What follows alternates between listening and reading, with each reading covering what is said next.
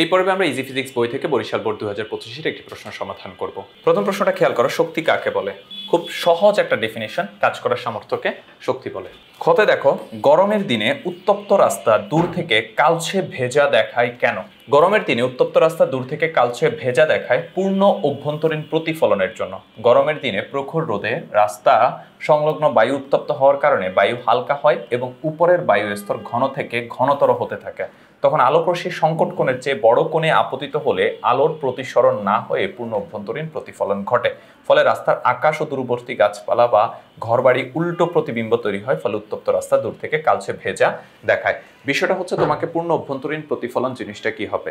আলোকরশ্মি যখন হালকা মাধ্যম থেকে ঘন মাধ্যমে সংকট কোণের থেকে বড় কোণে আপতিত হয়, তখন আলোকরশ্মি প্রতিসরিত না হয়ে পূর্বের মাধ্যমে ফিরে আসে।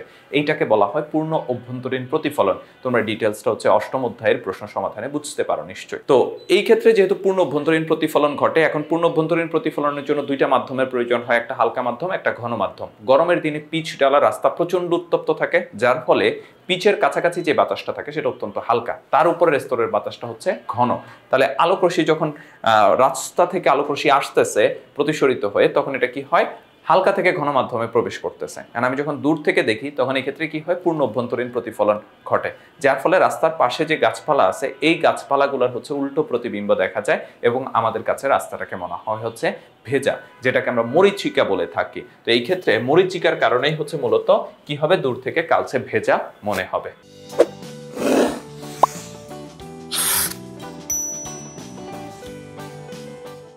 গ নম্বর প্রশ্ন হচ্ছে, প্রথম ইঞ্জিনে প্রকৃত শক্তি নির্ণয় করো। এই যে 4 কিলোওয়াট ক্ষমতার একটা ইঞ্জিন 1000 কেজি পানি 18 মিটার উঁচুতে 1 মিনিটে উঠাতে পারে। অপর একটি ইঞ্জিন 15 মিটার উচ্চতায় 1200 কেজি পানি উক্ত সময়ে তুলতে পারে এবং ইঞ্জিনটি প্রতি সেকেন্ডে 4500 জুল কাজ করতে পারে। প্রথম ইঞ্জিনের প্রকৃত শক্তি নির্ণয় করো। তো শক্তি নির্ণয়ের জন্য সূত্র কি? আমরা জানি ইঞ্জিন দ্বারা কৃত কাজ হচ্ছে W=mgh, m এর মান 1000, g এর মান 9.8, h হচ্ছে 18। ক্যালকুলেশন করলে আমরা পাচ্ছি হচ্ছে 1,76,400 জুল। তাহলে প্রথম ইঞ্জিন দ্বারা সম্পূর্ণ কাজ বা তাই শক্তির পরিমাণ হচ্ছে 1,76,400 জুল। ঘ নম্বর প্রশ্নে বলা হলো, ব্যবহৃত দিক থেকে কোন ইঞ্জিনটি বেশি সুবিধাজনক? যেই ইঞ্জিনের কর্মদক্ষতা বেশি হবে সেটাই বেশি সুবিধাজনক। আমাদের কাজ হচ্ছে দুইটা ইঞ্জিনের কর্মদক্ষতা বের করে দেখিয়ে দেয়া। তো আমরা প্রথম ইঞ্জিনের ক্ষেত্রে কর্মদক্ষতা বের করব। E1 সমান হচ্ছে P output by P input into 100%। এখন P আউটপুটের পরিবর্তে লেখা যায় mgh বাই T। P এর পরিবর্তে লেখা যায় কি? mgh by T। তো এখন m এর মান কত? 1000, g 9.8, h হচ্ছে 18 আর t হচ্ছে প্রথমটার ক্ষেত্রে 60 সেকেন্ড সময় লাগে। তাহলে এখান থেকে P ইনপুট কত ছিল? P ইনপুট ছিল হচ্ছে এই যে তোমার 4 কিলোওয়াট ক্ষমতার একটি ইঞ্জিন। তাহলে 4 কিলোওয়াট মানে হচ্ছে 4000। ক্যালকুলেশন করলে আমরা প্রথমটার ক্ষেত্রে কর্মদক্ষতা পাচ্ছি 73.5%। একদম সেম প্রসিডিউরে আমরা দ্বিতীয় যে ইঞ্জিনটা আছে তার ক্ষেত্রে কর্মদক্ষতা বের করবে, যে এটা সমান হচ্ছে P output by P input into 100%। P আউটপুটের পরিবর্তে লেখা যায় mgh বাই T। m এর মান হচ্ছে 1200, g এর মান 9.8, h এর মান হচ্ছে 15, যেগুলো আমাদের উদ্দীপকে বলা ছিল। এখান থেকে ক্যালকুলেশন করলে হচ্ছে 65.33%।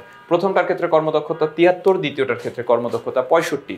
যেহেতু প্রথমটার কর্মদক্ষতা দ্বিতীয়টা থেকে বেশি, সুতরাং প্রথম ইঞ্জিন ব্যবহার করা অধিকতর উপযোগী বা অধিকতর লাভজনক। এটাই ছিল এই প্রশ্নের সমাধান। আশা করি তোমরা বুঝতে পেরেছো। ইজি ফিজিক্স বই থেকে তোমাদের এই প্রশ্নগুলো সমাধান করে দেখানো হচ্ছে, সুতরাং তোমরা যদি ইজি ফিজিক্স বই সংগ্রহ না করো, খুব দ্রুত ইজি ফিজিক্স বই সংগ্রহ করে ফেলবে। সবাই ভালো থাকবে, সুস্থ থাকবে। আল্লাহ হাফেজ।